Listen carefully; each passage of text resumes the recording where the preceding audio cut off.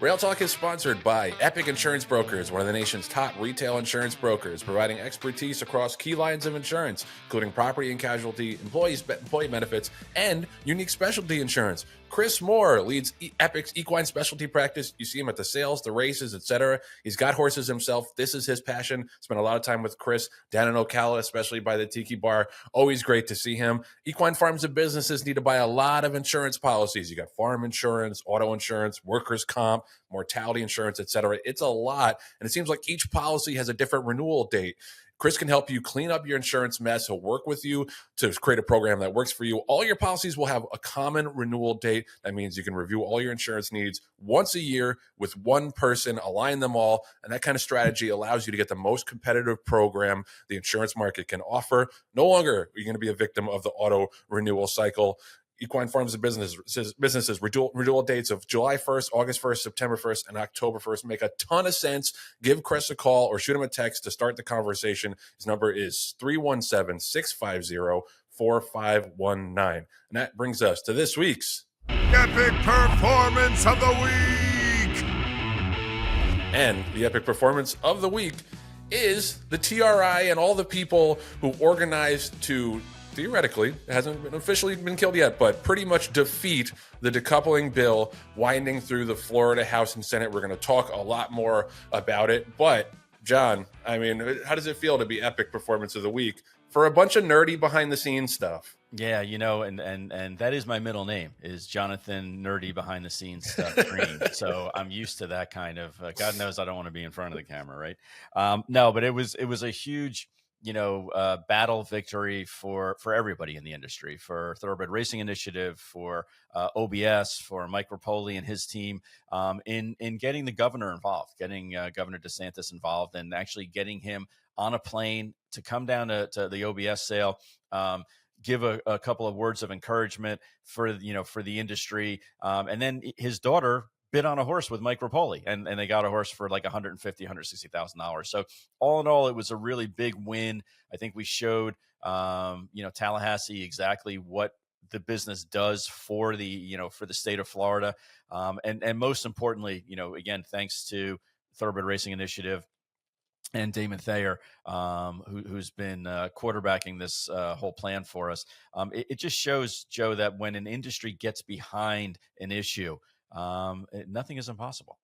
Yep. No, that's what makes you guys the epic performance of the week. Let's get into it a little bit more. I'll just give you the timeline of the way things shook out last week. So Tuesday, it was reported that the decoupling bill that had advanced to the Florida Senate subcommittee had stalled and was postponed. And for some reason, the Florida legislature only meets once a year. So if you can kill it for like the next couple of weeks, they don't have to go back to work until next year, in which case it's hard to keep that momentum going to bring a bill back. However, at the exact same time, very similar language to what had been in the decoupling bill was slipped into a House bill covering Florida gambling and pari-mutuel wagering. So it was unclear on Tuesday, on Wednesday, whether or not this was going to make it under the wire to pass to go to the governor's desk. But it turned out that didn't even really matter because, as John mentioned, Ron DeSantis comes to OBS on Thursday.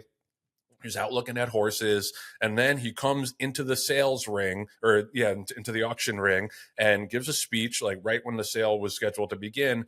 Not 1,000% saying that he'll veto anything that comes across his desk that decouples Florida racing from the gaming, but pretty much saying without saying that he's not going to look favorably on anything that looks to decimate one of Florida's signature industries. And one of Florida's signature industries is horses and is sales. So that was a huge deal. He got a standing ovation. And listen, I'm not a fan of Ron DeSantis normally and his normal policies, but this was a huge deal to have a governor step in and intervene. And I think pretty much put the kibosh on the possibility of this bill getting passed as long as he is in the state house. And to be a fly on the wall in Belinda Stronach's mansion or any of the Stronach Group executives when that speech was being given, because they spent a ton of money to try to get this passed. And listen, we're not out of the woods. Florida racing still is not in terrific shape as long as the Stronach Group owns Gulfstream Park and Palm Meadows. But I first and foremost, got to give a ton of credit to John, to Mark Cassie, to Doc Iseman, David O'Farrell, Damon Thayer, and plenty of other people who I don't have time to mention here that have put their efforts behind killing the decoupling bill and the thoroughbred racing initiative. It was super heartening to see that kind of organization in racing. We lament all the time, in this sport about how everybody's got their different interests and just trying to protect their slice of the pie, and no one can ever get together and unify. This was an example of the exact opposite of that, and showed what's possible when the industry can rally and get behind each other to advance a common goal, which in this case was saving Florida racing. So major, major credit to John and the rest of the TRI and everybody who donated, because you all had a hand in this. John, take us behind the curtain. Tell us about last week. Well, Joe, you did a great job summarizing it. So I think all the details were in there, and as far as recognition, you're right. The list is countless, because it's not just the people that organize TRI. It's all of the individuals, all the groups, all the farms that got behind it, and basically said, what can we do?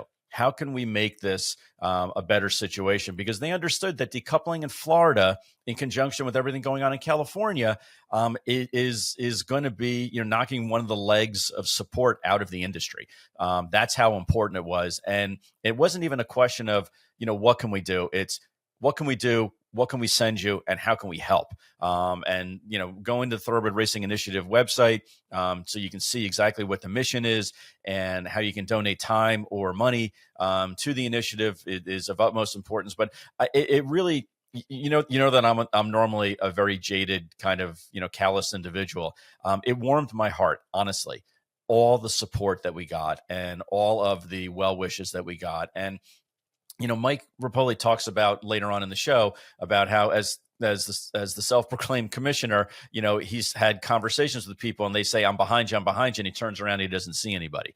This was the exact opposite, in the sense they were like, we're behind you. And literally, like, days later, we got either notes of support, or, hey, here's a contact I want you to reach out to, or I'm going to call my local congressman or senator or local businesses to try to garner support.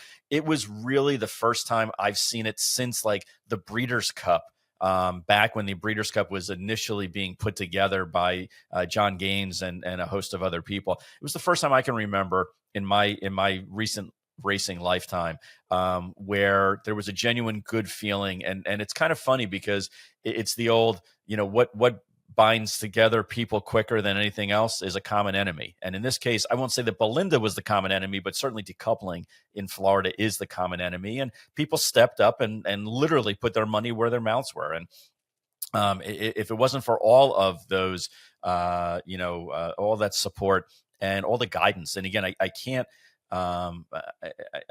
say enough about the team that we put together, and Damon Thayer, of navigating us through this political landmine. I mean, it is a really difficult thing to get anything done in politics.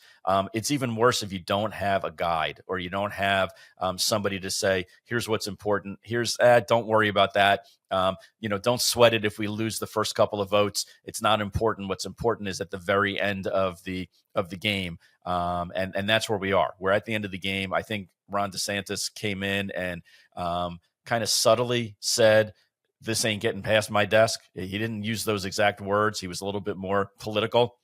Mm-hmm. And selective in his words, but the mood and the tenor was, this isn't good for Florida, and if it's not good for Florida, I'm not moving forward with it.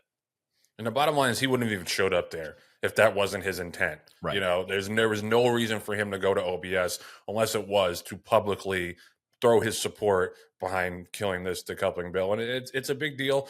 And what I hope is that this is a blueprint and can be replicated in other states. You mentioned California. Obviously, the legislature and the governor are not as friendly to racing there, so it will be more of an uphill battle. But this was an uphill battle, too. This did not happen overnight. No. This happened with a lot of trips, bus rides to Tallahassee, and a lot of speeches and a lot of testimony. Like, this was not a slam dunk, and was really up in the air until DeSantis came to OBS on Thursday. So, like I said, I got to give major credit to you and everybody behind the TRI because you really had to stick with it and put a lot of work in to get to this point. And the whole industry owes you a debt of gratitude. As I said, John should never pay for another Pure Leaf tea again in Florida because he doesn't drink beer. But yeah, this shows you like what can happen when you have organizing even in a relatively small industry. If you have a lot of smart people who are dedicated to the business, this, I think, launched a salvo to other people, like maybe at the Stronach Group or Churchill Downs or whoever, that like, yeah, like you've closed a lot of racetracks, but you're not going to decimate the entire industry in a state without hearing from us and without like a knockdown, drag out fight. And I think that was huge, not just for Florida racing, but to hopefully set a precedent in this business that, hey, we are not going down without a fight. This is too important to us. It's too important to the horses, too important to the industry for us to just let you steamroll us and say, hey, you're not going to have racing in the state anymore because we want to sell the property. It's because that's bullshit. Like racing and sales have built so much of the economy in so many different states just because you want to open another shopping mall, another casino or something. You get to, completely throw racing under the bus and eliminate tens of thousands of jobs. Like, nah, it's not going to happen on our watch. And that was, like you said, it was so heartening and so heartwarming to see. And it's a really great sign, I think, that the industry is capable of this kind of organizing.